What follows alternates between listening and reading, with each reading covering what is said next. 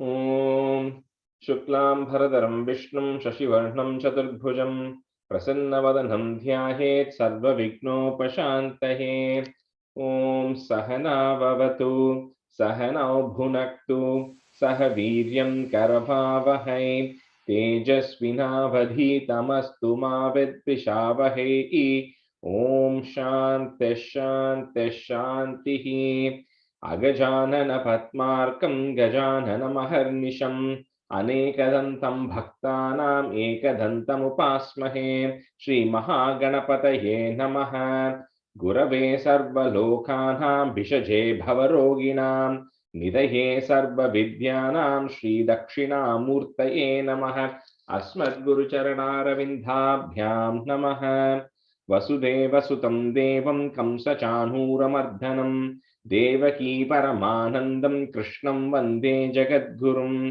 ज्ञानानन्दमयं देवं निर्मलस्फटिकाकृतिम् आधारं सर्वविद्यानां श्रीहयग्रीवमुपास्महे।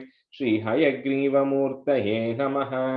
सरस्वती नमस्तुभ्यं वरदे कामरूपिणि विद्यारम्भं करिष्यामि सिद्धिर्भवतु मे सदा। श्रीमहासरस्वत्यै नमः। उमाकोमलहस्ताब्जसम्भावितललाटकं हिरण्यकुण्डलं वन्दे कुमारं पुष्करस्वजं। வெற்றிவேல் முருகனுக்கு ஹரஹரோஹரா.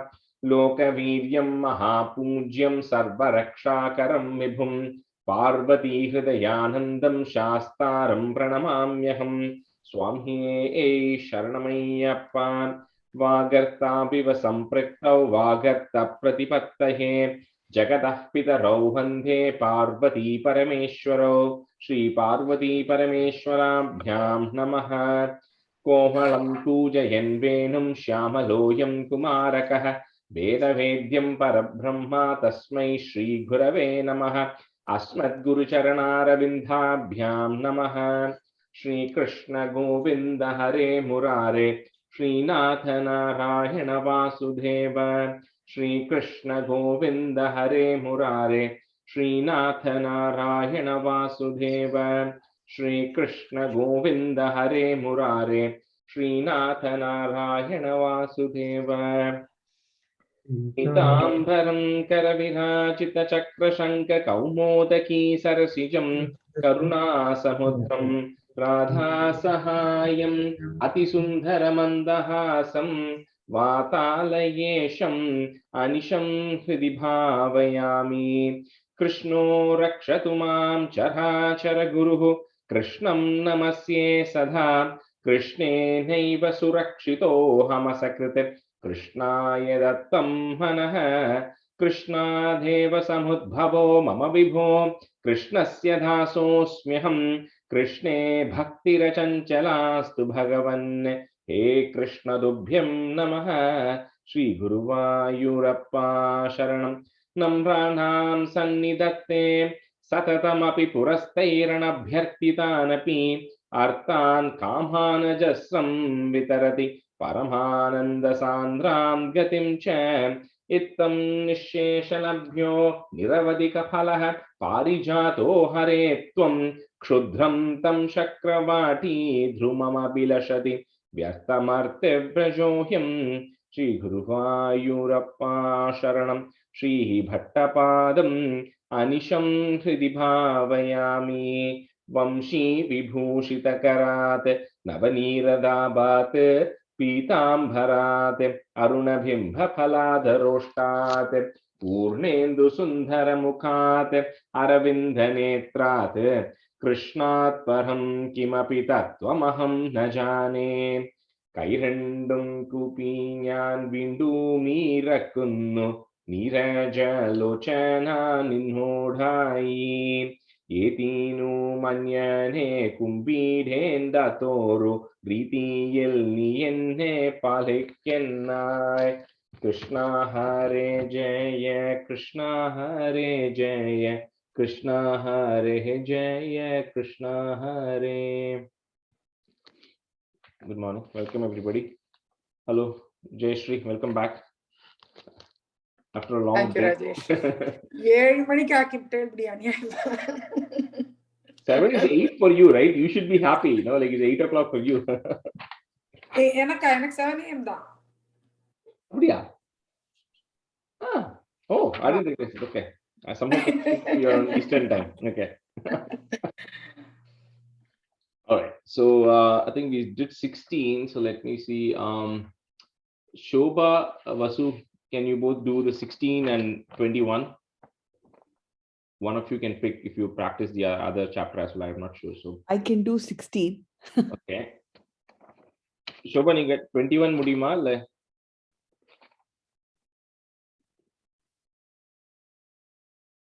Shobha, mute little. Okay. Jaya, can you do 21? Yes, Rajesh. Okay. All right. So Vasu, why don't you do 16? Yeah. कृष्णाय परब्रह्मणे नमः। दक्षो विरञ्च तनयोतमनुस्तनूजां लब्ध्वा प्रसूतिमिह षोडश चापकन्याः धर्मे त्रयोदश ददौ पितृषु स्वधां च स्वाहा स्वाहाहं हविर्भुजि सतीं गिरिशे त्वधंशे। On the third line after Dado, there is a pause. Okay. என்னமா திருப்பி After சொல்லுங்க. in the Dharme Trayodasha Dadau, there is a comma after Dadau, just in the third line. Okay. Okay. சரி. मूर्ति हि धर्म गृहिणी शुशुवे भवन्तं नारायणं नरसकं महितानुभावं यज्जन्मनि प्रमुदित क्रतुतूर्य घोषाः पुष्पोत्करान् प्रवृवृषुर्नुनुष्टुरौगाः दैत्यं सहस्र कवचं कवचैः परीतं सहस्रवत्सर तपस् समराभिलाव्यैः लव्यैः ओके समराभिलव्यैः पर्यान निर्मित तपस् समरौ भवन्तौ शिष्टैक कंकटममुं न्यहतां सलीलम् अन्वाचरन् उपदिशन्नपि मोक्षधर्मं त्वं भ्रातृमान् भदरिकाक्षम अद्य वात्सीः शक्रोते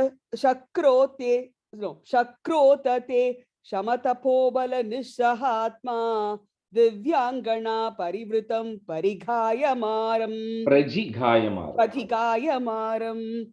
कामो वसंत मलयानिल बंधुशाली कांता कटाक्ष विषकैर विकसद्विलास्यैः विद्यान् मुहुर्मुहुर अकम्पमुदीक्ष्य चात्वां भीरुस्त्वयात जगदे मृदुहासबाजा. Sorry, one small and the second line Vikasad Vilasaihi. I think you said something slightly different. That's what you have, right? Vikasad Vilasaihi. Okay. Kanta Kataksh Kanta Kataksh Vikashai. That's where it is. Vishikai. No, okay.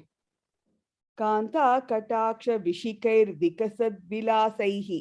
Yeah, correct. Okay.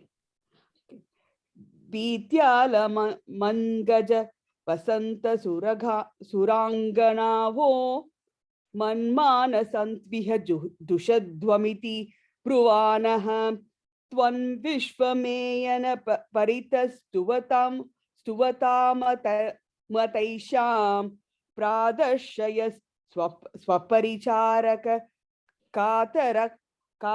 Katarakshihi. The third line Vismayena. Okay. The word Vismayena. Okay.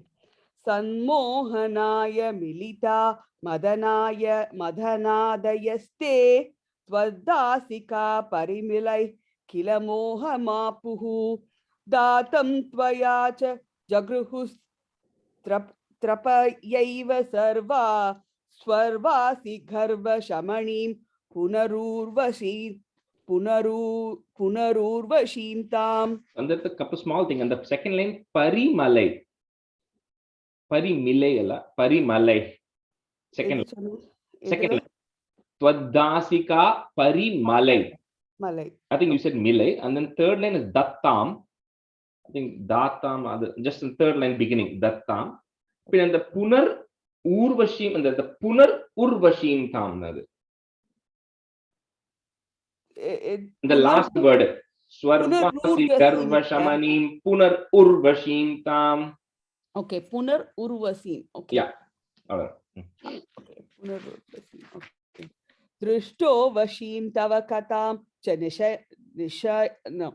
Drishto Vashim Tava Katam cha Nishamya Shakraha Paryakulo Jani Bhavan Mahimavamashat Evam Prashanta Ramaniya Taravatarat Tattodhiko Varada Krishna Tanutsvameva. Last name, Twattodiko, not Tatto. Twa. Okay. Twattodhiko Varada Krishna Tanutsvameva. Dakshastu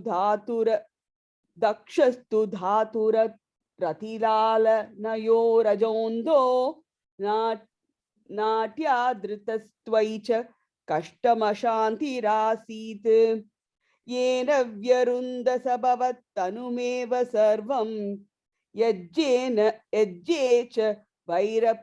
Vairapishune Swasutam Vyamanit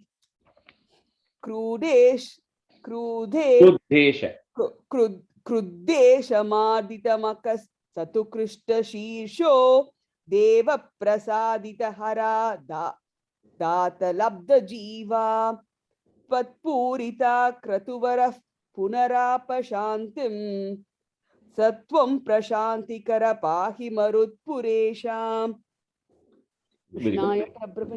Yes, second line, but on the second line, right? The end Hara Data Labda Jivaha. So on the Hara, I think you said Data, and the second line, Deva Prasadita Hara Data Labda Jivaha. It's a Visarga at the very end of that line. Okay. Okay. Deva Prasadita Hara Data Labda Jiva. Jivaha. Yeah, that's correct. Okay. Sorry, I got cut off. So can I do 21? I couldn't answer it. Okay. If you want to do 21, you can do 21. Yeah. Okay. I think we did until 9 or something. So wherever we stopped, yeah. Yes. Shri Krishnaya Parabrahmane Namaha. Bhagavat Jambudvipa Dishu Bhagavat Upasana Prakara Varnanam. Madhyodbhave Bhuva Ilavruda Namni Varshe Gauri Pradana Vanita Janamatra Baji Sharvena Mantra Nudibis Samupasyamanam Sankarshanatmakam Atishwaras Samshrayedvam Bhadrashvanamaga Ilavruda Purva Varshe Bhadrashavo Birushibi Parinuyamanam Kalpanta Kuda Nigamottarana Pravinam Dhyayami Deva Hayashirsha Danum Bhavantam Dhyayami Dakshinagade Harivarsha Varshe Prahlada Mukhya Purishai Parishevyamanam Uddunga Shanta Davala Krudumega Shuddha Jnana Pradam Naraharim Bhagavan Bhavantam Varshe Pradishi Lalidatmadi Kedumale Ila Visesha Lalida Smida Shopanangam Lakshmya Prajapati Sudaisha Nishevyamanam Tasya Priyaya Drudakamat Tanum Pajetvam Ramye Pyu Dishi Khalu Ramyaka Namni Varshe Tatvarshanata Manuvarshya Saparyamanam Bhaktaikavas Salam Amatsara Krudasubandam Surut Madhyaskrudim Bhuvananada Bhaje Bhavantam Varsham Hiranmaya Samahvayam Auddarayam Asina Matridvidi Karmada Kamadangam Tamsevade Pitrugana Pravaroriyamayam Tam Dvam Bhajami Bhagavan Parichinmayatman. Sorry, show the last word, Parachinmayatman. Parachinmayatman. Sarya? Okay. Injotareshu Kurushe Priyapa Daranya Samsevito Mahita नुदि प्रभेदैः दंष्ट्राकृष्ट कनपृष्ट करिष्ठ वर्ष्मा त्वं पाहि विज्ञानुन नुद यज्ञवराह मूर्ते. And the first line, Priyaya. I think you just maybe misspelled it. Priyaya, first line. Kurushu after Kurushu. किंजोत्तरेषु कुरुषु प्रियया धरण्या. Yeah, okay.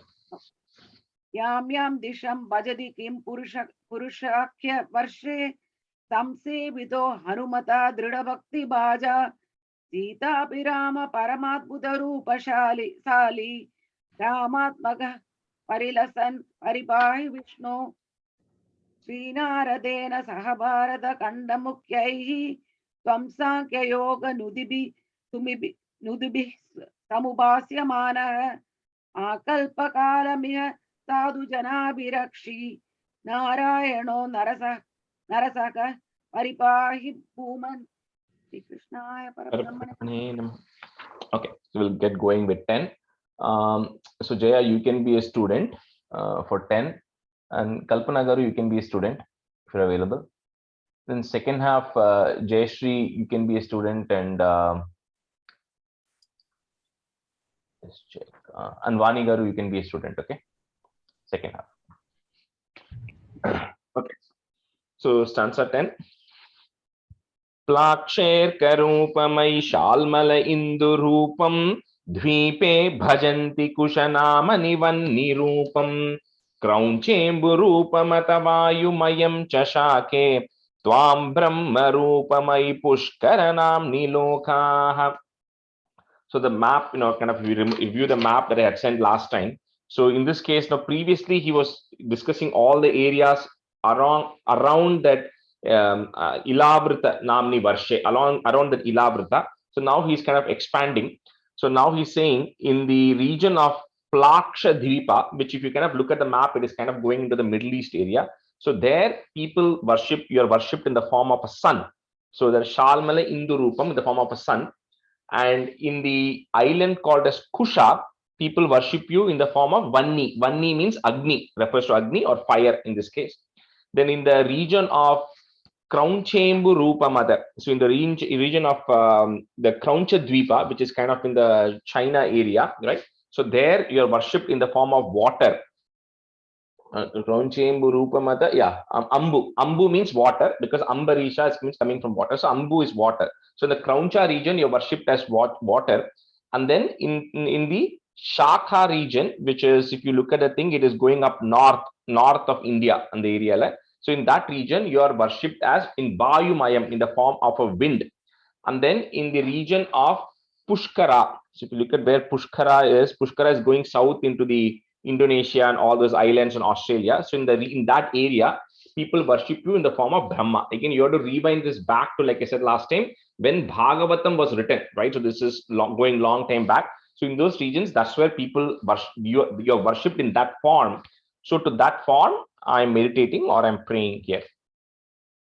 So Plaksherka. So that ir that you are seeing there comes after kshe.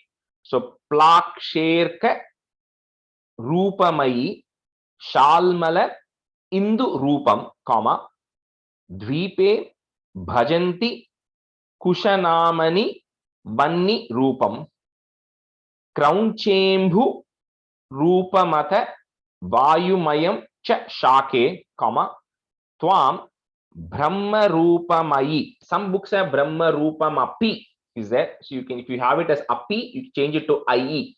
So Twam Brahma Rupamayi Pushkara Namni Lokaha. Plaksherka Rupamayi Shalmala Indu Rupam Dvipe Bhajanti Kushanamani Vanni Rupam Kraunchembu Rupamata Vayumayam Chashake Twam Brahma Rupamayi Pushkaranamni Lokaha.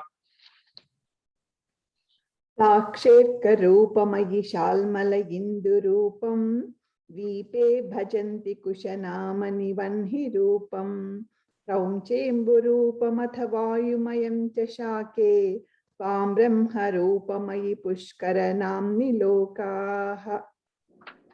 Plaksherkarupamayi Shalmala Indurupam वीपे भजन्ति कुशनामनिवह्निरूपं कौञ्चेम्बुरूपमथ वायुमयं च शाके त्वां ब्रह्मरूपमयि पुष्करनाम्नि लोकाः प्लाक्षेर्करूपमयि शाल्मल इन्दुरूपं द्वीपे भजन्ति कुशनामणिवह्निरूपं क्रौञ्चेम्बुरूपमधवायुमयं च शाके त्वां ब्रह्मरूपमयि पुष्करनाम्नि लोकाः प्लाक्षेर्करूपमयि शाल्मल इन्दुरूपं द्वीपे भजन्ति कुशनामणिवह्निरूपं क्रौञ्चेम्बुरूपमधवायुमयं च शाके त्वां ब्रह्मरूपमयि पुष्करनाम्नि लोकाः. Stanza 11. Sarvai ध्रुवादिभिरुडु प्रकरैर्ग्रहैश्च पुच्छादिकेष्व वयवेष्व विकल्प्यमानैः त्वं शिंशुमारवपुषा महतामुपास्य सन्ध्यासु रुन्धि नरकं मम सिन्धुशायिन्. So now you kind of have to zoom out, right? So outside of this Bhukandam, he's going out and then saying that the Dhruva, which is a pole star, along with all of the other planets which form the shape of a fish. That fish, I just searching the name, it had a particular English name, but I forgot. But here, this fish, they call it in the Sanskrit as Shinshuma. So it's a form of a fish. So Dhruva, the pole star, surrounded with all the other stars in that constellation, which are in the form, which form the limbs and the tail of a fish called Shimshumar. So you are then worshipped you are meditated upon in those by all the enlightened beings which are in those upper stars, planets during the 3 sandhyas. So at the 6 a.m. and then the evening during thing, and then middle of the day when the Trikala Sandhya Vandanam people do. So in all those 3 sandhyas, those enlightened beings meditate upon you, right? And then you are in the form of that great fish Shimshumar. So, oh such a Lord, Mama Rundi Narakam means Mama is mine, Rundi is eliminate. Now Narakam here could mean eliminate my sins or diseases which are like hellish to me, which are like a hell to me, or it could mean eliminate my sins which will lead me to hell. So either way it says Rundi Narakam, so eliminate anything which is diseases or any sins and suffering I'm having. Oh Lord is praying here in this case. So Sarvair Dhruvadhi Bhirudu. So on that word is a little hard to break. So Sarvair is easy. Then the next one, you kind of have to say the whole thing. Dhruvadi Bhirudu Prakarair. So till there, try to say it together. Dhruvadi Bhirudu Prakarair Grahaischa. Gra, referring to the planet. So Grahaischa, comma. Puchadi Keshva Vayavesh Vabi Kalpyamanehi. Again, that's a long word together. Puchadi Keshva Vayaveshvabi Kalpyamanehi Tvam Shimshumara Vapusha Mahatam Upasyaha is there. So put a is and then put a plus. So Mahatam Upasyas Sandhyasu and then put a comma after Sandhyasu. So Sandhyasu is referring to the 3 Sandhyas. So you're being worshipped by the great people in all the 3 Sandhyas. So Sandhyasu, comma, Rundi Narakam Mama Sindhu Shayin. Sarvai Dhruvadi Bhirudu Prakarair Grahaischa Puchadi Keshva Vayaveshva Bhikalpyamanehi Tvam Shimshumara Vapusha Mahatam Upasya Sandhyasu Rundi Narakam Mama Sindhu Shayin. सर्वैर्ध्रुवाभिर्भीडु प्रकरैर्ग्रहैश्च पुच्छादिकेष्ववयवेष्वभिकल्प्यमानैः त्वं शिंशुमारवपुषा महतामुपास्य सन्ध्यासु रुन्धि नरकं मम सिन्धुसायिन्. सर्वैर्ध्रुवादिभिर्डु प्रकरैर्ग्रहैश्च पुच्छादिकेष्ववयवेष्वभिकल्प्यमानैः त्वं शिंशुमारवपुषा महतामुपास्य सन्ध्यासु रुन्धि नरकं मम सिन्धुसायिन्. सर्वैर्ध्रुवादिभिरुडप्रकरैर्ग्रहैश्च पुच्छादिकेष्ववयवेष्वविकल्प्यमानैः त्वं शिंशुमारवपुषा महतामुपास्य सन्ध्यासु रुन्धि नरकं मम सिन्धुषायिन् सर्वैर्ध्रुवादिभिरुडुः प्रकरैर्ग्रहैश्च पुच्छादिकेष्ववयवेष्वविकल्प्यमानैः त्वं शिंशुमारवपुषा महतामुपास्य सन्ध्यासु रुन्धि नरकं मम सिन्धुषायिन्. Stanza 12. पातालमूलभुविशेषतनुं भवन्तं लोलैककुण्डलविराजिसहस्रशीर्षं नीलाम्बरं धृतहलं भुजगाङ्गनाभिर्जुष्टं भजे हरगदान् गुरुगेहनाथ. So just see how we went up into the stars, now going down into the region, the Patala. So Patala Mula Bhuvi means at the bottom, the nether worlds, in the bottom worlds. So there you take the form of Shesha Tanum, means you take the form of Adi Shesha.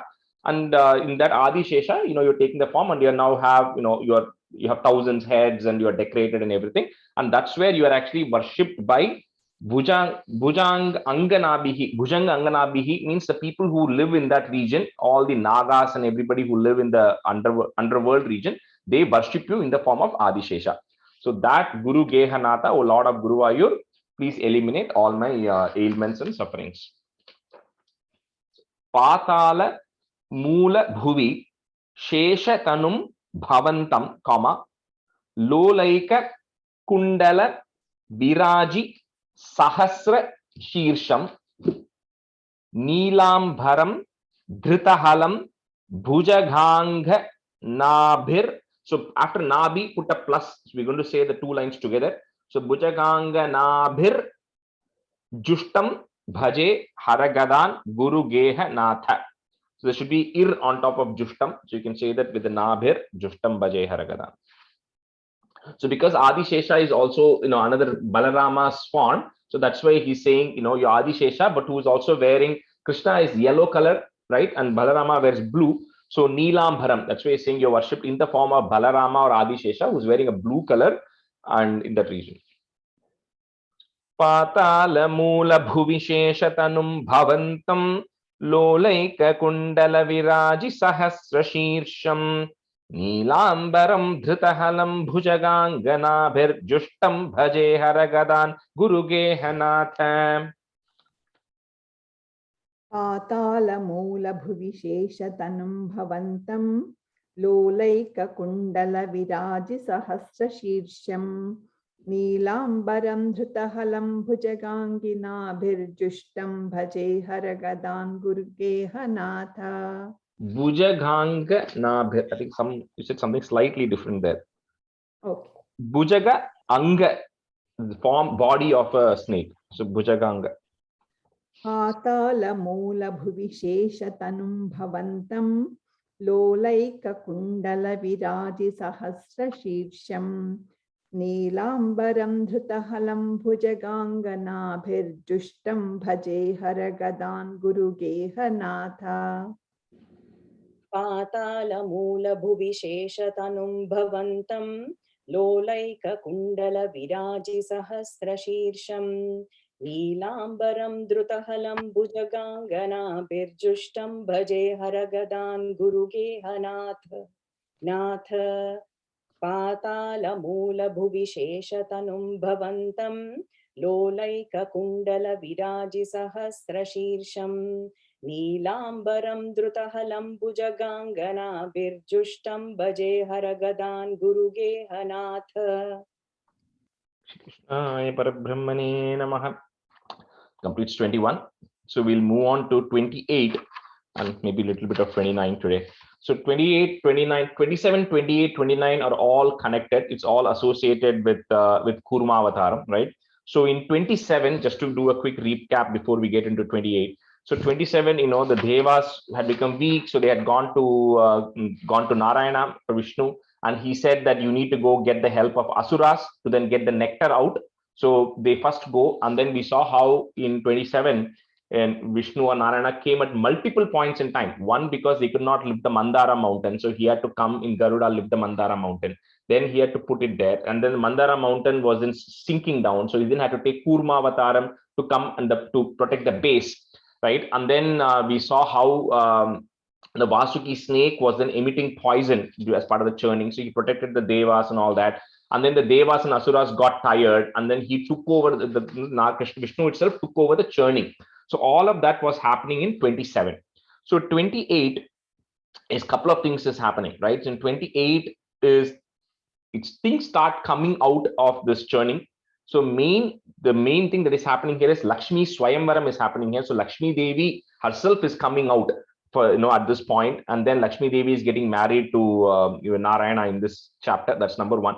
And then Dhanvantri is coming out. Eventually, at the very end, Dhanvantri comes out with the nectar. So all of that is happening in 28.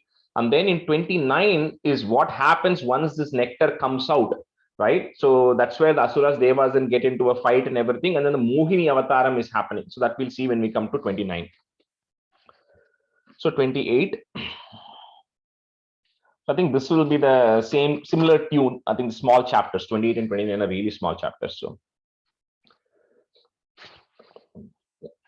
Garalam Taralanalam Purastate Jaladherudmijagala Kalakutam Amarastuti Vadamodanigno Girishastan Nipapau Bhavat Priyartam. So when the churning then starts, the first thing which is actually coming out of the ocean is Gharalam. Gharalam means poison. So this poison which is actually coming, and this poison is like Tharala, it's like molten fire. So the poison itself, like anything, even chili powder, if you go near it, you start getting that heat. So this poison is so powerful that it is actually generating excessive heat as well, along with the poisonous fumes. And this is called Kala Kutam, or referring to the black mass of poison, which is actually coming, called as Kala Kutam. So when this black mass of poison first actually comes out of it, then it starts affecting both the Devas and the Asuras, because they are inhaling it. So a lot of the Devas and the Asuras start, falling down because of suffocation. They are not able to breathe. So they all first go and approach Brahma and say, can you please help us out of this? And Brahma says, I'm not able to help. And then they go to Shiva. So Shiva is called Ashutoshi. Ashutoshi means somebody who can be very easily pleased. So you can easily please and then ask for what you want. So they all go to Shiva and say that we need your help in eliminating this poison. So that's why they say Girishaha. Girishaha is referring to Shiva. So that Girisha then Amarastuti Vadamoda Nignaha. So all the Devas are praising Shiva. So when they all praise Shiva, he gets instantly happy. And then he says, what do you want? And they say, we need you to get rid of this poison. So that's where Shiva ends up, engulfing that poison, right? And you all know, then Parvati goes and then stops the poison. So that's why he's called as, Vishakanta, means somebody who has poison in his throat, or he's also called as Neelakanta. So Neelakantam actually refers to a peacock originally, because the peacock actually has a blue throat. If you look at the peacock's throat, right, it's blue in color, the dark blue in color. So Neelakantam is something which has got a blue throat, which is a peacock. But because Shiva drank the poison and it became dark blue, he's also called as Neelakantan, right? So that's what happens here. So Shiva is then drinking the poison and protecting the Devas and the Asuras here. So Garalam, Tharalanalam, Purastat. So put a it at the end of that line. In the next line, if you have a small ij, you can remove that off. So put it Purastat and then put a comma. Next line starts with a ja. So Jaladher Udvijagala. So that is together. It's Jaladher Udvijagala, but you can say it together. Jaladher Udvijagala Kala Kutam Amara Stuti Vada Moda Nigno, comma Girishas Tan Nipapau Bhavat Priyartam. Yeah, Bhattaripadi is saying to please you, to make you happy. Shiva then goes and brings up this poison here. Garalam Taralanalam Purastate Jaladherut Mijagala Kalakutam Amarastuti Vadamoda Nigno Girishastan Nipapau Bhavat Priyartam. I just have a question. Yeah. The Gala first upon Kala next. Ama Jaladherudvi Jagala Kala Kutam. So first is a Ga and then a Kala Kutam. K. Thank you. गरलं तरलानलं पुरस्तात् जलधेरुद्विजगालकालकूटम् अमरस्तुतिवादमोदनिघ्नो गिरिशस्तन्निपपौ भवत्प्रियार्थम् गरलं तरलानलं पुरस्तात् जलधेरुद्विजगालकालकूटम् अमरस्तुतिवादमोदनिघ्नो गिरिशस्तन्निपपौ भवत्प्रियार्थम् गरलं तरलानलं पुरस्तात् जलधेरुद्विजगालकालकूटम् अमरस्तुतिवादमोदनिघ्नो गिरिशस्तन्निपपौ भवत्प्रियार्थम् गरलं तरलानलं पुरस्तात् जलधेरुद्विजगालकालकूटम् अमरस्तुतिवादमोदनिघ्नो गिरिशस्तन्निपपौ भवत्प्रियार्थम् Stanza 2. Vimatat susurasureshu jata surabhistam rishishunnyadhastridhaman hayaratnamabhutate bharatnam dyutaruschaapsarasasureshu tani. So the next, what is coming there is Surabhihi. So the Surabhi, the Kamadhenu is coming, right? The cow which can give you whatever you want. So when that first the cow is coming, so then Tridhaman means one who is the ruler of all the three worlds, pure Narayana. Since he's Krishna, Narayana is the mediator there. So he first then says, you know what, the rishis need the cow, because from the cow you get milk, and then from the milk you can get ghee and all that for Abhishekam. So the cow will go to the rishis. Nobody objects to it. So he gives the cow to the rishis.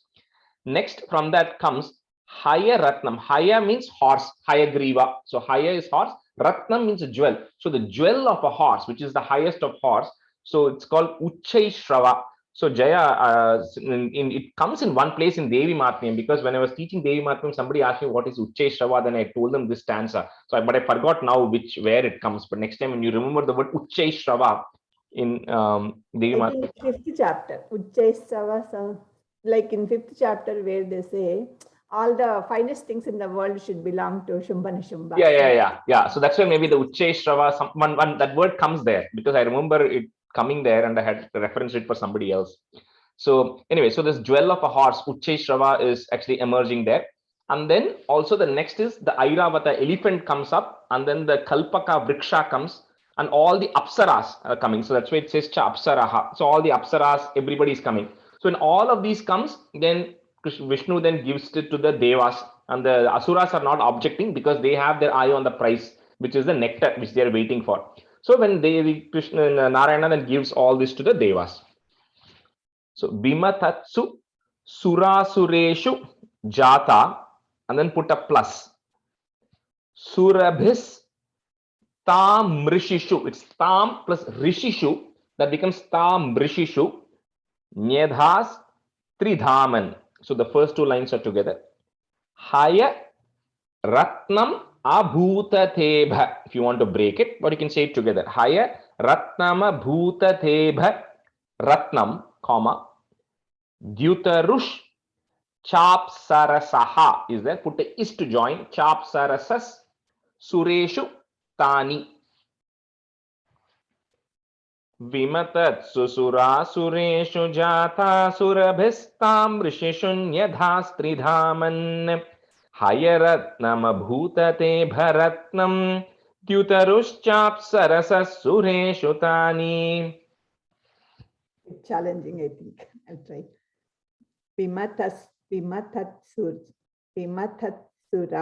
Vimatatsusura sureshu jata surabhistam rishishu nyadhastridhaman hayaratnamabhutate bharatnam dyutaruschapsarasas sureshu tani. So the third and fourth line are not together. So there's a comma after the third line, Ratnam. Okay. Vimatatsusura sureshu jata surabhistam rishishu nyadhastridhaman हयरत्नमभूदधे भरत्नं जितरुश्चाप्सरसस्सुरेषु तानि. Yeah, Tani is just short ni, so just be careful at the very end here.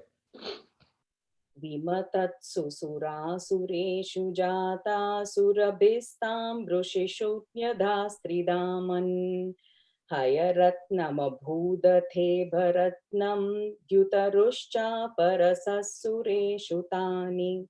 So last word is pronounced Dyutarush chap sarasa. Chop sarasa. द्युतरुश्चाप्सरसस्, right? Yeah, correct. Yeah. विमतत्सु सुरासुरेषु जातासुरभिस्तां वृषिषु यथा स्त्रिदामन् हयरत्नमभूतथे भरत्नं द्युतरुश्चापरसस्सुरेषु तानि. You're saying chapa rasas, you're saying chop Yeah. sarasas. Chap sarasas. Okay, got it. I'll say it once more. विमतत्सु सुरासुरेषु जातासुरभिस्तां वृषिषु यथा स्त्रिदामन् हयरत्नमभूदथे भरत्नं द्युतरुश्चापसरसस्सुरेषु तानि. Again, you're making that same mistake there. So Dyutarush. Okay. Chapa No, not sarasas. chapa. It's only ip, not a pa. So chop Oh. sarasas. Yutarus sarasas. Correct. Yeah, got it. Okay. Yeah. Okay. Okay. Stanza 3. Jagadisha bhavat paratadhani kamaniya kamala babhuva devi amalam avalokyayam vilolaha sakalopis prihayam babhuva lokaha. So then eventually, so after all of this comes out and it's all given, O Jagadisha, O Lord of the world, now comes Kamaniya, means somebody who is extremely beautiful and enchanting. Kamala Bhabuva, which means Kamala Bhabuva Devi means Lakshmi Devi is then emerging out of the churning, right? Lakshmi Devi herself comes out now. And when she comes out, she is Amalam. So Malam means impure. Amalam means not impure, which is extremely pure. So by seeing her pure form of Lakshmi Devi, so Sakalopi, everybody who is there is now fascinated, right? So not just the Devas, the Asuras and everybody. And here it says the entire world, Bhabuva Lokaha, the entire world is now filled with desire because she looks so beautiful and she looks so pure that everybody is now getting attracted to Lakshmi Devi when she's actually coming out. So Jagadisha Bhavat Para Tadani, comma, Kamaniya Kamala Bhabuva Devi. So Kamala is referring to Lakshmi Devi here. Bhabuva Devi. Amalam Avalokya, if you want to break it. Amalam Avalokya Yam Bilolaha, comma, Sakalopi Sprihayam Bhabuva Lokaha. Jagadisha Bhavat Paratadhani Kamaniya Kamala Bhabuva Devi Amalam Avalokyayam Vilolaha Sakalopis Prihayam Bhabuva Lokaha. Jagadisha bhavatpara tadani kamaniya kamala bhabhuva devi amalam avalokyayam vilolaha sakalopi spruhayam babhuva lokaha. Jagadisha bhavatparam tadanim kamaniya kamala babhuva devi amalam avalokyayam vilolaha sakalopi spruhayam babhuva lokaha. Yeah, the second time you said Bhavat Param. You put a im there when you said the second time. There's no im in the first line, just Bhavat Para only. Okay. Okay. Jagadisha bhavatpara tadanim kamaniya kamala babhuva devi amalam avalokyayam vilolaha sakalopi spruhayam babhuva lokaha. Jagadisha bhavatpara tadanim kamaniya kamala babhuva devi amalam avalokyayam vilolaha sakalopi spruhayam babhuva lokaha. Stanza 4. त्वयि दत्त हृदे तथैव देव्यै त्रिदशेन्द्रो मणिपीठिकां व्यथारीत् सकलोपहृताभिषेचनीयैः ऋषयस्तां श्रुतिगीर्भिरभ्यषिञ्चन्. So this Lakshmi Devi, to this Lakshmi Devi who's coming out, who Datta Hriday, who has already given her heart to you. So to you here doesn't mean the Kurma avataram, because remember Narayana was also there, was helping with the churning. So there's also a kind of an instance of Vishnu or Narayana there as a person there. So she has already given her heart to you. So to that goddess, Tridashendra means that who is the king of all the devas, which is Indra. Indra then gives her Mani Pitikam. He gives her a very jeweled throne, so she can actually take a seat. So everybody is not fascinated. Everybody wants to go offer something. So Indra then gives her a jeweled throne. And then, so Abhishechaniyahi, then they want to perform Abhishekam to the Devi. So all of them are going and bringing the various things which are required for Abhishekam. And then all the Rishayaha, Shruti Girbi. Shruti means according to the Vedas. So they start chanting the various hymns because they want to actually do Abhishekam to Devi here. So Twayi Datta Hride Tadaiva Devyai, comma, Tridashendro Mani Pitikam Vyatharit Sakalo Pahrita. So this word is Sakala Upahrita Abhisheka. So it's three different words coming. So you can't quite break it exactly. So you have to say the whole thing together. Sakalo Pahritabhishechaniyaihi. So put a visarga at the very end of that line and a comma. Next line on top of that Rishayastam, if you have an ir, remove that out. And Rishayastam Shruti Girbhir Abhyashinchan. If you want to break it, Girbhir Abhyashinchan. Twayi datta hride tadaiva devyai Tridashendro Manipithikam Vyatharit Sakalopahritaabhishechaniyaihi Rishayastam Shrutighirbhirabhyashinchan. Tvayi datta hrude tadaiva devyai Tridashendro Manipithikam Vyatharit Sakalopahritaabhishechaniyaihi Rishayastam Shrutighirbhirabhyashinchan. Tvayi datta hrude tadaiva devyai Tridashendro Manipithikam Vyatharit Sakalopahritaabhishechaniyaihi Rishayastam Shrutighirbhirabhyashinchan. Tvayi datta hrute tadaiva devyai Tridashendro Manipithikam Vyatharit Sakalopahritaabhishechaniyaihi Rishayastam Shrutighirbhirabhyasinchan. Tvayi datta hrute tadaiva devyai Tridashendro Manipithikam Vyatharit Sakalopahritaabhishechaniyaihi Rishayastam Shrutighirbhirabhyasinchan. The last line word Kalpana, Shinchan, not Sinchan. Sha, the big Sha is coming. Shrutighirbhir. Shrutighirbhirabhyasinchan. Shinchan, correct. I think I was reading it as Sinchan. That's right. So yeah. Second, yeah. Okay, so let's halfway through. So let's just change, right? So I think Jayashree and Vani Garu. Stanza 5.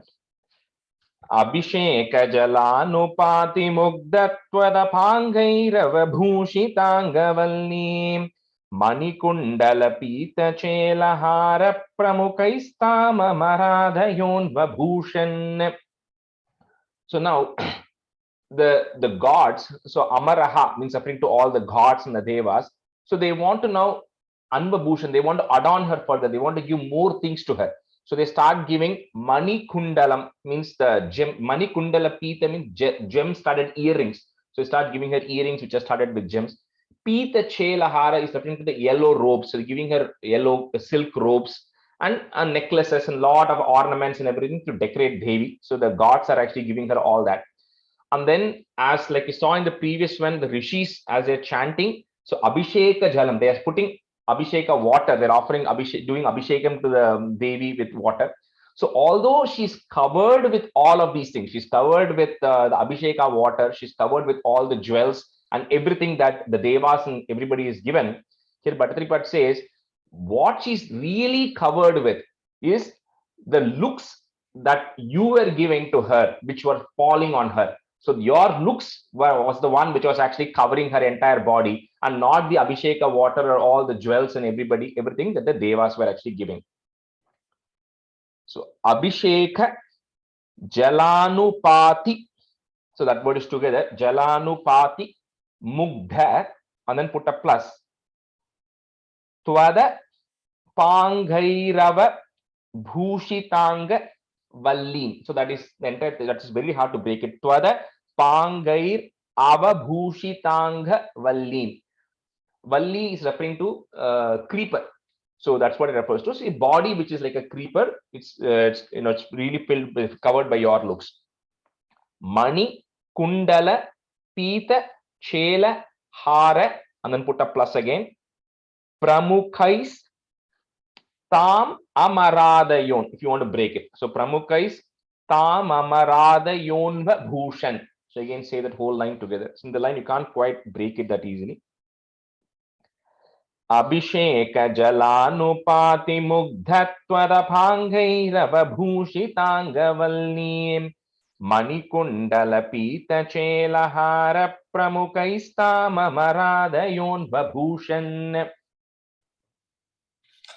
Abhishek जलानुपाति मुग्धत्वदपाङ्गैरवभूषिताङ्गवल्लीं मणिकुण्डलपीतचेलहार प्रमुखैस्ताममरादयोन्वभूषन् Abhishek जलानुपाति मुग्धत्वदपाङ्गैरवभूषिताङ्गवल्लीं मणिकुण्डलपीतचेलहार प्रमुखैस्ताममरादयोन्वभूषन् Abhishek जलानुपाति मुग्धैत्वद पाङ्गैरवभूषिताङ्गवल्लीं मणिकुण्डलपीतचेलहार प्रमुखैस्ताममराद योन्वभूषन्. When you go to first line, Mugdha, just I think that you said some other letter in the last. Mugdha. Okay. Mugdha. Okay. Abhishek Jalanupati Mugdhatvad Mugdhatta is that how we correct, right? Yeah, Mugdha. Okay.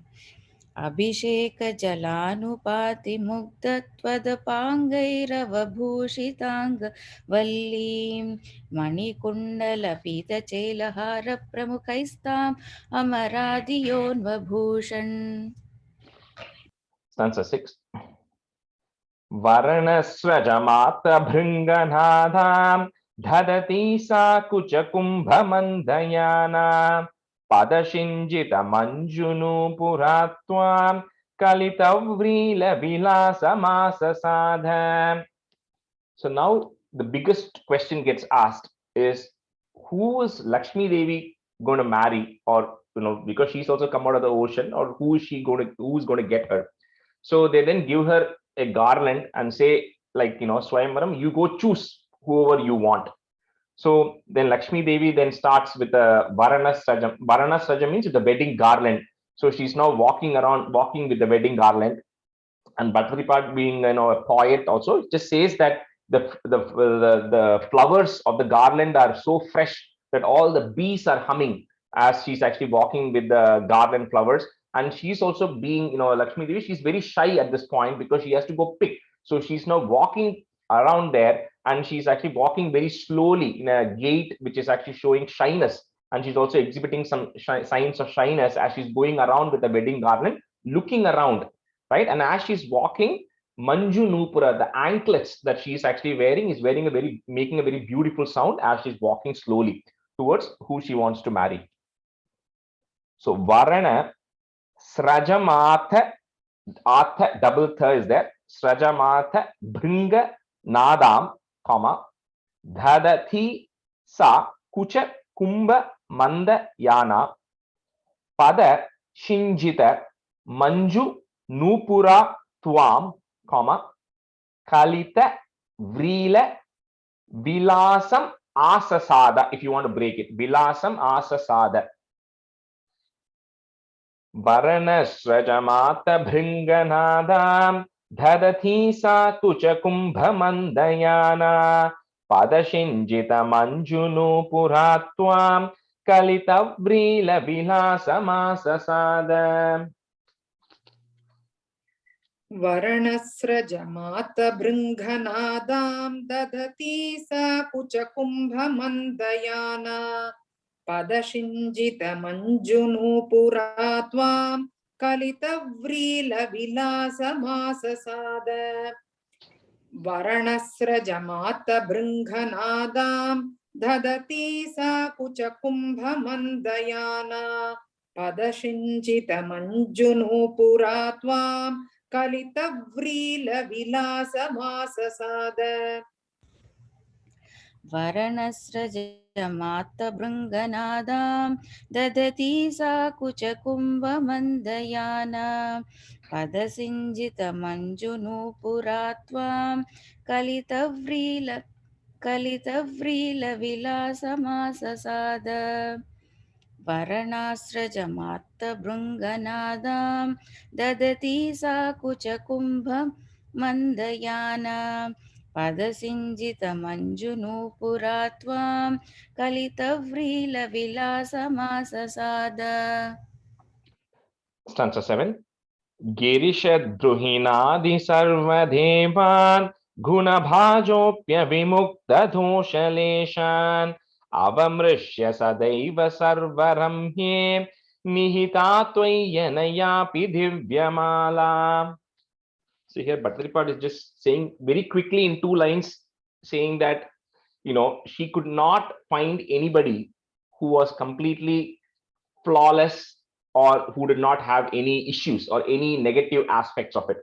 But in Bhagavatam, it actually goes para by para, where she's actually walking, Lakshmi Devi is walking around and she's looking at everybody. She's seeing the Gandharvas, the Yakshas, Siddhas, they have all the gods are there, Brahma is there, Shiva is there. And then she goes contemplating in her mind. So she goes and says, okay, if I pick Shiva, then Shiva has done great austerity. He's a great sage, he's a great yogi. But Shiva is known to possess a little bit of anger. So she says, okay, that is a little bit of fault with Shiva.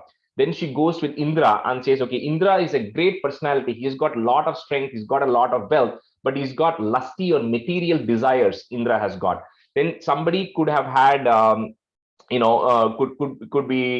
have a lot of fortune in a different aspect, but they always have some flaw, something in there. Even Brahma has got, that Rajoguna and Tamoguna present in him. So he's also not pure Sattva Guna. So she's walking around and saying, how do I find somebody who is that one person who is completely free and pure Sattva Guna, because that's what she wants to marry. And also all the other people who are there are also dependent. Even if you pick the sages and say the sages are non-materialistic thoughts, right? They're not attached to anything and they're not lusty and everything, but still they also worship somebody else, right? So they're also dependent on somebody else. So Lakshmi Devi then goes around like this, and here Bhattacharya just says very simply, she's finding that even Brahma, Shiva, that's also Girisha, Druhina, and all the Sarva Deva and all the other Devas, even though they're endowed with a lot of virtues, they all have some small fault in them.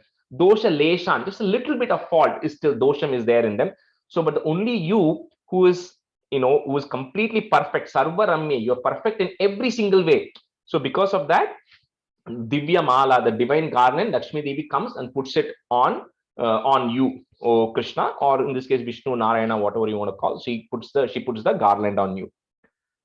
So Girisha Druhinadi Sarva Devan, comma Guna Bhajopya Vimukta. So try to say that together. Bhajopya Vimukta Dosha Leshan Avamrishya Sadaiva Sarva Ramye, comma Nihita Tvayanayapi Divyamala. Girisha Druhinadi Sarva Devan Guna Bhajopya Vimukta Dosha Leshan Avamrishya Sadaiva Sarva Ramye Nihita Tvayanayapi Divyamala.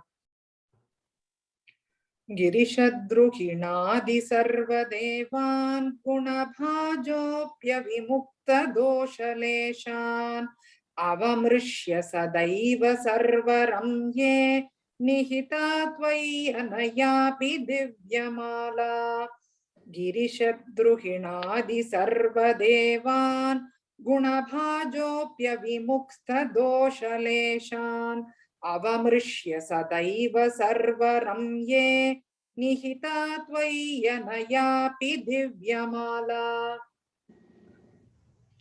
गिरिशद्रुहिणादि सर्वदेवान् गुणभाजोऽप्यविमुक्तदोषलेशान् अवमृश्य सदैव सर्वरम्ये निहिता त्वय्यनयापि दिव्यमाला गिरिशद्रुहिणादि सर्वदेवान् गुणभाजोऽप्यविमुक्तदोषलेशान् अवमृश्य सदैव सर्वरम्ये निहिता त्वय्यनयापि दिव्यमाला. Answer 8. Urasa tarasa mamanithainan bhuvananam janani mananya bhavam twaduro vilasattadikshana shri parivrishtya paripushtamasa vishwam. So this bhuvananam janani, the one who is the mother of all the worlds, so that janani who's ananya bhavam, who's devoted to nobody except to you. So what you do, O Narayana or Vishnu, you should take that mother and then you honor her. How do you honor her? By placing her in your chest, right? So that's why the Narayana has a Shri Vatsa mark. Shri means Lakshmi. Vatsa is chest. So Shri Vatsa means because Lakshmi Devi is sitting on the chest, so it creates a mark, right? So this is a poetic descriptions of that, right? So they say that the chest is red in color. They say because Lakshmi Devi is sitting on his chest. And because she's sitting on his chest, she's constantly rubbing his chest with her feet, and that is creating a red mark. So that is the Srivatsa mark, which is actually created in Narayana's chest, is because of Lakshmi Devi sitting there. So you then take her and put her on your chest, right? And then this Lakshmi Devi, who is the mother of all the three worlds, who's then when she looks around, Ikshana, when she's looking around, then Paripushtam, the Vishwam, the whole world is filled with prosperity. Wherever she looks, the entire world is getting filled with prosperity when Lakshmi Devi looks around. So Urasa, Tarasa, Mamani Thainam, comma, Bhuvananam, Jananim Ananya. If you can break it at that ma if you want. Jananim Ananya Bhavam, Twaduro, Vilasattha Dikshana Shri, and then put a plus, Parivrishtya Paripushtamasa Vishwam. Pushtam means to get healthy or prosperous. Urasa tarasa mamani thainam bhuvananam janani mananya bhavam twaduro vilasatta dikshana shri parivrishtya paripushtamasa vishwam. पुरसा तरसा ममानितैनां भुवनानां जननीमनन्यभावां त्वदुरो विलसत्तदीक्षण श्रीपरिवृष्ट्या परिपुष्टमास विश्वम् Ursa तरसा ममानितैनां भुवनानां जननीमनन्यभावां त्वदुरो विलसत्तदीक्षण श्रीपरिवृष्ट्या परिपुष्टमास विश्वम् Ursa तरसा ममानितैनां भुवनानां जननीमनन्यभावां त्वदुरो दीक्षणश्रीपरिवृष्ट्या परिपुष्टमास विश्वम् Ursa तरसा ममानितैनां भुवनानां जननीमनन्यभावं त्वदुरो मनन्यभावां त्वदुरो विलसत्तदीक्षणश्रीपरिवृष्ट्या परिपुष्टमास विश्वम्. That's nice. Atimohana vibhramatadhanim Madayanti khalu varuni niragat tamasah padavimadaastvamenam ati sammananaya mahasurebhyah. So everybody is still patiently waiting. So now Lakshmi Devi is come and she's got married. So that's taken care of. So the next, what comes out of this is Varuni. Varuni is referring to the goddess of liquor or intoxication. So Varuni next comes out of this. So this Varuni is Madayanti. It causes intoxication or delusion. So when this liquor is coming out, so now this liquor is now considered as the source of all the sin and the evil, because that's where people end up doing a lot of mistakes, committing a lot of mistakes, right? When they get intoxicated.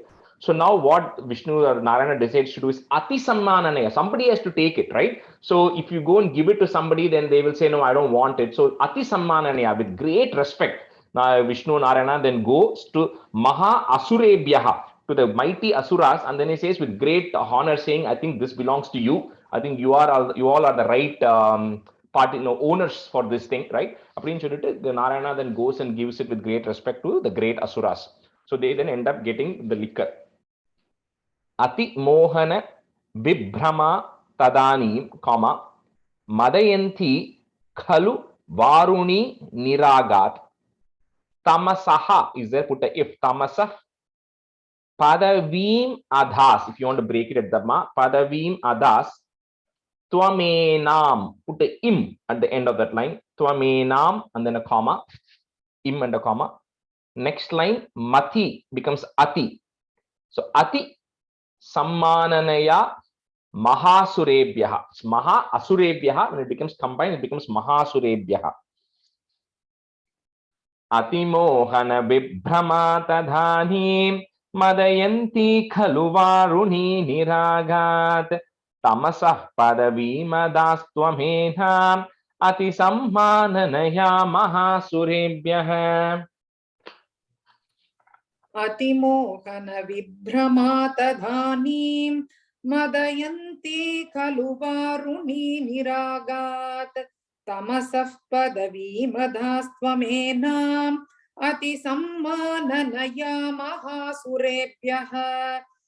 अतिमोहन विभ्रमातधानीं मदयन्ति खलु वारुणी निरागात् तमसः पदवीमदास्त्वमेनाम् अतिसम्माननया महासुरेभ्यः. अतिमोहन विभ्रमातदानीं मदयन्ति खलु वारुणी निरागात् तमसः पदवीमदास्त्वमेनाम् अतिसम्माननया महासुरेभ्यः. अतिमोहन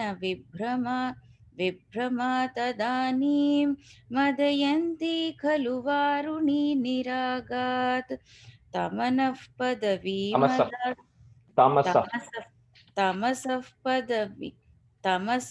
पदवीमदास्त्वमेनाम् अतिसम्माननया महासुरेभ्यः.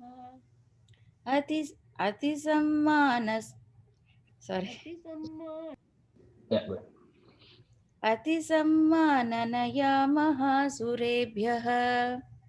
Stanza 10. Tarunambuda sundarastadhatvam nanu dhanvantarirudditombhurashe amrutam kalashe vahan karabhyam akilartim haramarutalayesha. So all these things have come, and finally Ambureshe, from the Ambu, like we said earlier, is water. Amburashe means ocean.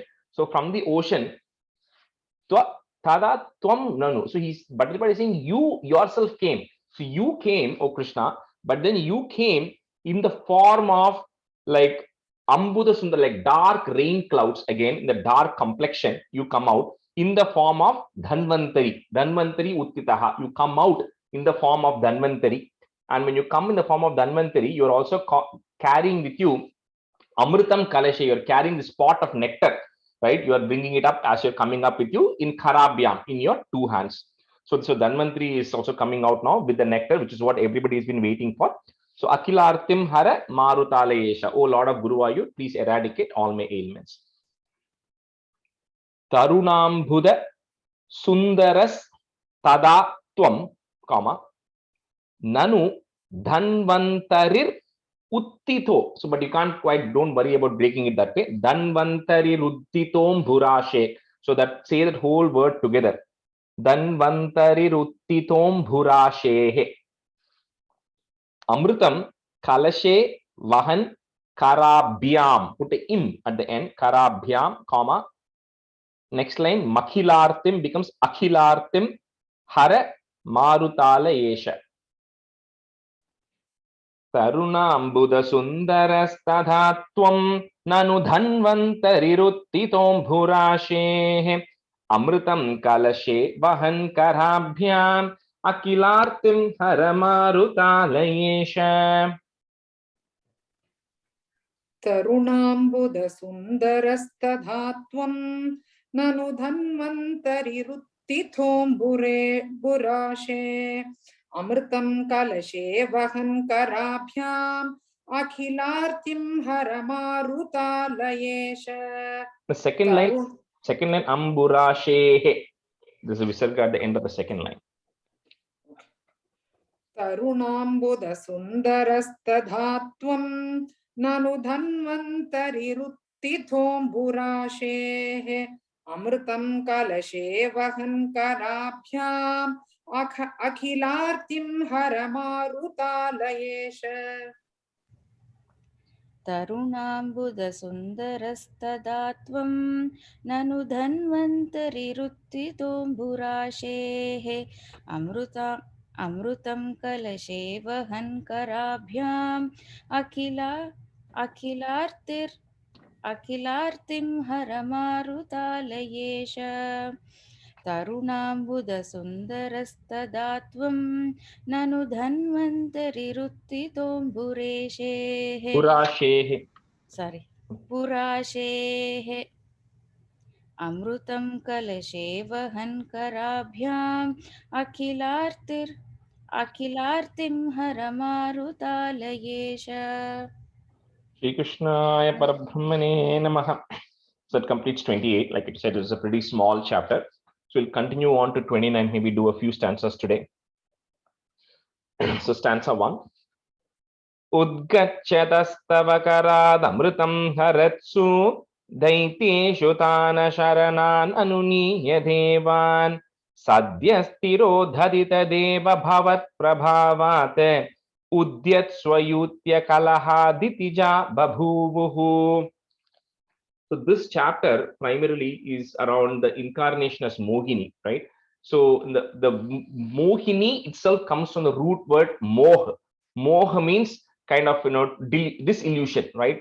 So it's kind of to get carried away, to enchant, or to distract. You can say whatever you want with that, right? So that comes from the root word moha.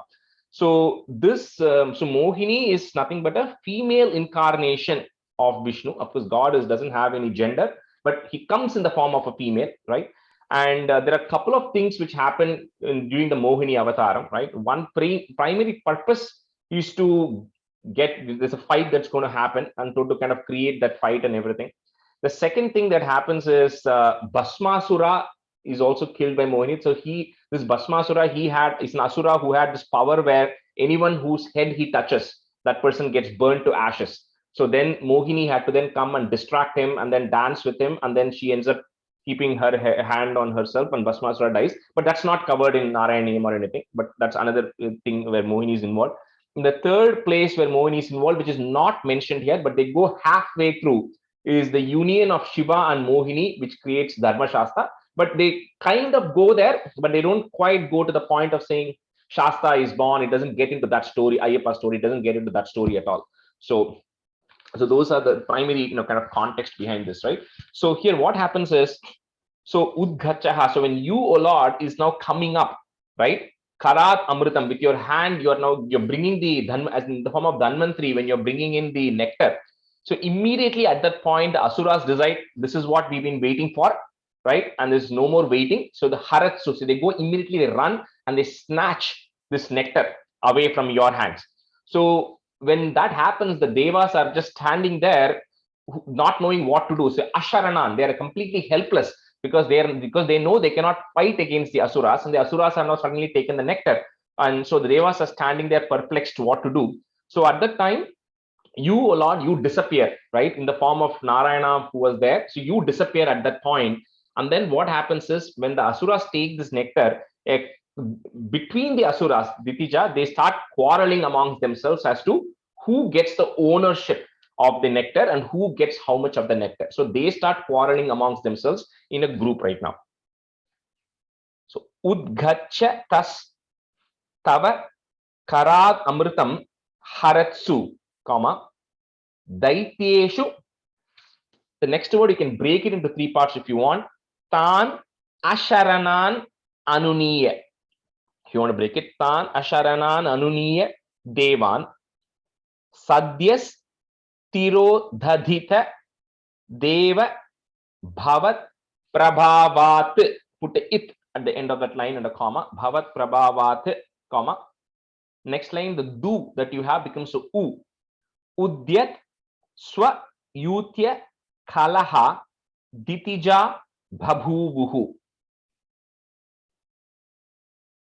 Udgachatastavakarad amritam haratsu daiteshu tana sharanananuniya devan sadyastiro dadhitateva bhavat prabhavat udyat swayutya kalaha ditija bhabhuvuhu.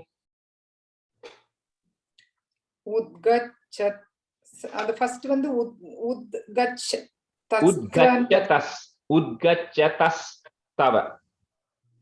Udgachatastava karada. Like and then so you break it into and the karada you break it into karat and amritam. Okay. Karad amritam haratsu அப்படி சொல்லலாமா? Udgachatastava karat amritam haratsu. Udgacchatatsava karad amritam haratsu daityeshu tana sharanananuniya devan sadhyastiro dhadita deva bhavat prabhavat uddhatsvayutya kalaha ditija bhabhuvu. In the last line, udyat dya. Udyat swa yutya kalaha. Udyat svayutya kalaha ditija bhabhuvu. Correct. Udgacchatatsva karadamritam haratsu. So you didn't get that line. Udgachatastava karat. Udgachatastava karadamritam haratsu daityeshu tana sharanananuniya devan sadhyastiro dadita deva bhavat prabhavat uddhasvayutya kalaha udhyatya svayutya kalaha ditija bhabhuvu.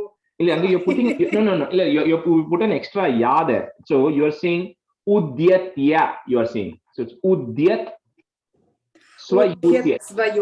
Udyat svayutya kalaha ditija bhabhuvu. Correct. And the konjam ya and the thing comes to there.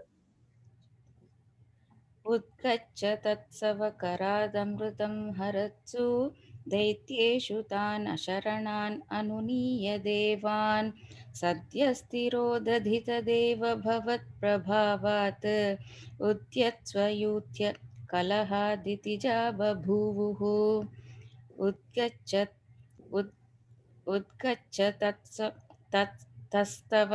udgachatastava karadamrutam haratsu Daityeshu tan asharanan anuniya devan satyastiro dadhita deva bhavat prabhavat udyatsvayutya kalaha ditija babhuvuhu. Answer 2. Shyamam ruchapi vayasapi tanum tadhanin praptosi tunga kucha mandala bhanguram tvam piyusha kumbha kalaham parimuchya sarve krishna kulah pratiyayustvaduroja kumbhe. So at that time, tadanin, then you, O Lord, took the form of Shyamam. Shyama means it's referring to both like beautiful, youthful, like however you want to call it, right? And generally, Shyama is also a dark complexion, right? So in this case, so you're saying Mohini avataram of yours is like the Bhagavatam, it says like a black lotus. Imagine a lotus which is, you know, tender and smooth and beautiful, but black in color. So that is the form you are actually taking of a very dark complexioned woman. Ruchapi Vayasapi. So that's why in some places Vachasapi, some books have, so you're going to change it to Vayasapi. So both in complexion, Rucha, and age. So it shows also the right age. She appears as a woman at the right age, as well as with the right looks and appearances and everything. And when she now comes in, so at that time, all of the survey, they stopped the quarrel that they are actually doing, right? So they were all the asuras were fighting for the pot of nectar. So they piyush kalaham. So they all the nectar pot that they were fighting for, they abandon all of that, and then they approach you, Krishna Kula. They start approaching you, right? And Bhattacharya, being a poet, says they are now thirsty for you. Instead of being thirsty for the nectar, they all get thirsty for you, and they start approaching here.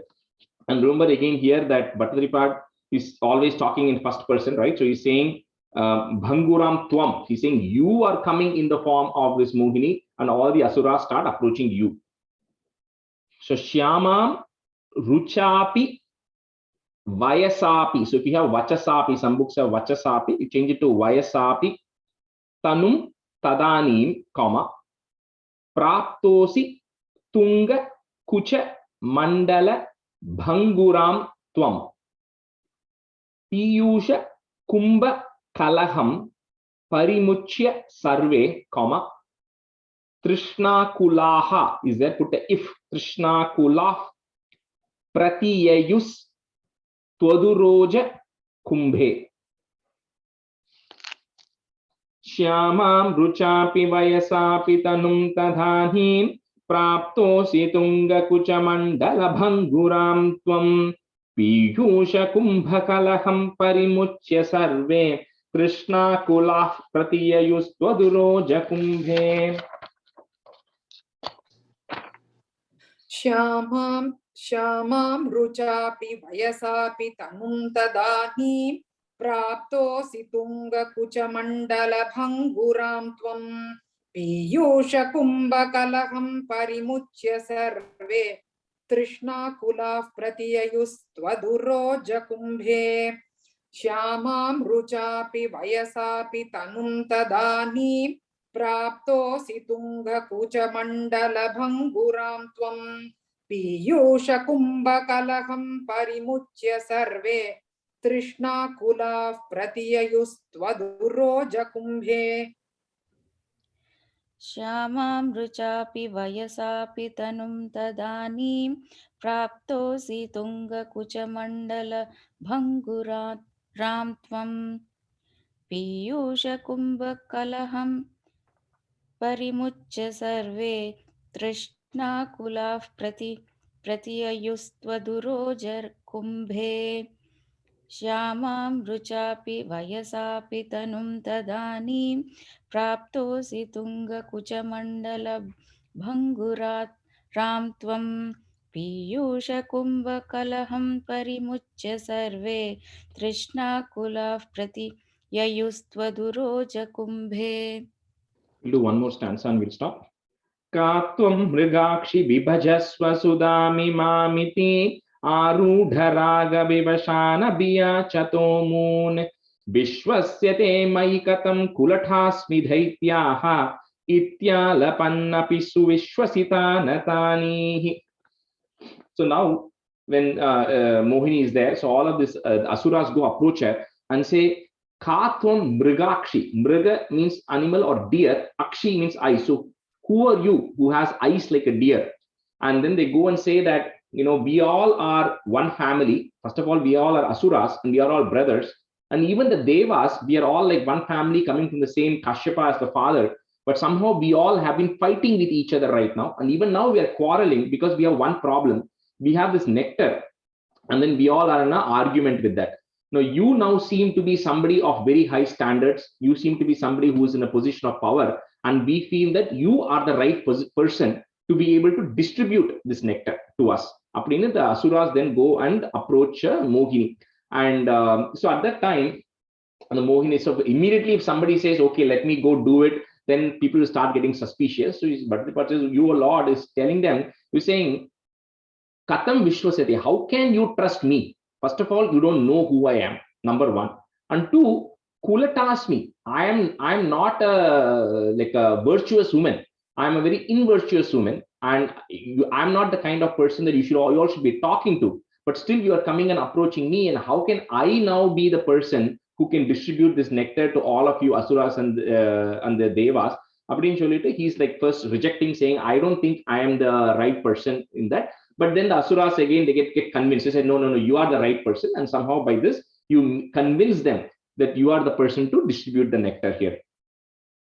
So, ka tvam mrigakshi bhibajasva sudam imamiti. Sudha means nectar. So, sudam imamiti. So, we're going to put a ti there at the end of that line and a comma.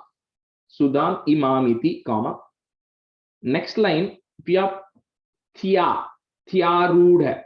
We're going to remove the thya and make it a. Arudha. So, arudha raga vivashan abhiya chatomun. You can break it at that na. Vivashan abhiya chatomun. Vishwasyate mai katham kulathasmi daityaha. So if you don't have a visarga there, put a visarga and a comma. Daityaha. Ityala pannapi suvi shwasitan athanihi. You can break it at that na. Shwasitan athanihi. Arudha raga vivashan abhi. Arudha raga vivashan abhiya chatomun. And that suvi shuvi shwas shvi. Ityala pannapi suvi. Okay, suvi shwasitan. Ish and a va, shwa. So shwasitana tanihi. Okay, it's ish and a va, shva, shwa. Katvam mrigakshi bhibajasva sudhami mamiti arudharaga vivashana bhiya chatomun vishwasyate mai katham kulathasmi daityaha ityalapannapi suvishwasitana thanihi. Katvam mrigakshi vibhajasva sudhami mamiti. Katvam mrigakshi vibhajasva sudhami mamiti arudharaga vivashana abhiya chatomun vishwasyate mai katham kulathasmi daityaha ityalapannapi suvishwasitana tanihi. Katvam mrigakshi vibhajasva sudhami mamiti arudharaga vivashana bhiya chatomun vishwasyate mai katham kulathasmi daityaha ityalapannapi suvishwasitana tanihi. Katvam mrugakshi bibhajasva sudhami mamiti arudharaga vivashana bhiya chatomun vishwasyate mai katam kulatasmi daityaha ityala pannapi suvishwasitana tanihi. Katvam mrugakshi bibhajasva sudhami mamiti arudharaga vivashana bhiya chatomun vishwasyate mai katam kulatasmi daityaha ityala pannapi suvishwasitana tanihi. Krishna Parabrahmane Namaha. In the class here. Sandhanandhavabodhatmakamanupamitam kaladeshavadebhyam nirmuktam nityamuktam nigamashatasahasrena nirbhasyamanam aspashtam drishtamatre punarurupurushartatmakam brahmatattvam tattavad bhati sakshat gurupavanapure hanta bhagyam jananam कायेन वाचा मनसेन्द्रियैर्वा बुद्ध्यात्मना वा प्रकृते स्वभावात् करोमि यत् सकलं परस्मै नारायणायेति समर्पयामि.